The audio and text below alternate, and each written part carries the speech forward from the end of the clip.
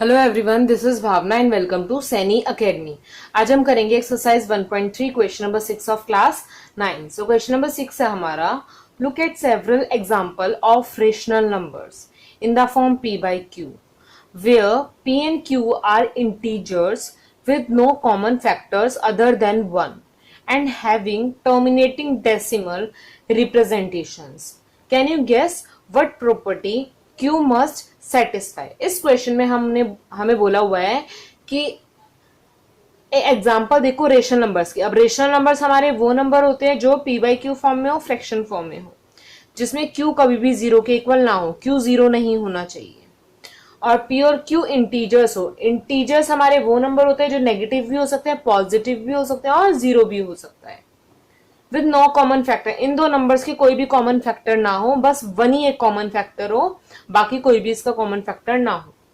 Having terminating decimal representation, और इसकी terminating decimal हो।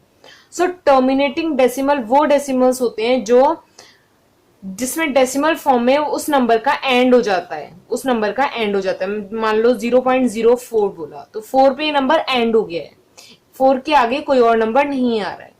सो कैसे पता लगाएंगे कोई नंबर फ्रैक्शन में है कि वो टर्मिनेटिंग है या नहीं है? उसके लिए हम करते हैं जो हमारा डिनोमिनेटर है, डिनोमिनेटर मतलब क्यू हमारा 2m 5n फॉर्म में होना चाहिए। मतलब क्यू के जो फैक्टर्स हम निकालेंगे वो या तो 2 फॉर्म में हो या 5 की फॉर्म में हो, जिसमें m और n होल नंबर होने चाहिए। होल नंबर मतलब जो नंबर 0 से स्टार्ट हो, 0 1 2 3। इसका मतलब 2 की पावर कोई भी होल नंबर हो सकती है, 0 से आगे कोई भी नंबर, 5 की भी पावर कोई भी नंबर। हमें कोई भी फ्रैक्शन टर्मिनेटिंग है या नहीं है, वो कैसे पता लगाएंगे कि क्यू के फैक्टर्स 2 और 5 के अलावा कोई और फैक्टर नहीं होना चाहिए, या तो 2 हो या 5 हो या दोनों ही हो, उसी को हम टर्मिनेटिंग डेसिमल बोलेंगे। ठीक है, तो यही हमारी क्यू की प्रॉपर्टी होती है कि क्यू 2m 5n फॉर्म में हो तभी हम उस रेशनल नंबर को टर्मिनेटिंग डेसिमल बोलेंगे। इसी के लिए हम सॉल्यूशन में लिखेंगे the terminating decimal representation of p by q is not equal to 0 where p and q are integers occurs only when the prime factorization of q have only in the form of 2m 5n, कि q हमारा 2m 5n form में ही होना चाहिए, where m is equal to 0 1 2 3, n is equal to 0 1 2 3 and so on. That is, the prime factorization of q has only powers of 2 और powers of 5 और both. या तो prime factorisation q का 2 होना चाहिए या 5 होना चाहिए या दोनों ही होने चाहिए। जो बात हमने कही है उसी को हमने एग्जांपल फॉर्म में किया है।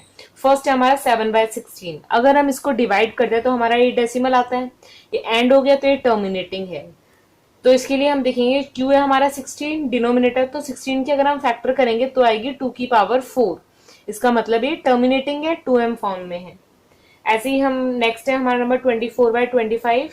इसका हमने डेसिमल किया तो आया 0.96 और क्यू की हमने वैल्यू निकाली। क्यू है हमारा 25, 25 की अगर हम फैक्टर करेंगे तो आएगा 5 की पावर 2, तो ये भी 2m 5n फॉर्म में है, सो ये भी टर्मिनेटिंग है। नेक्स्ट है हमारा 53/100।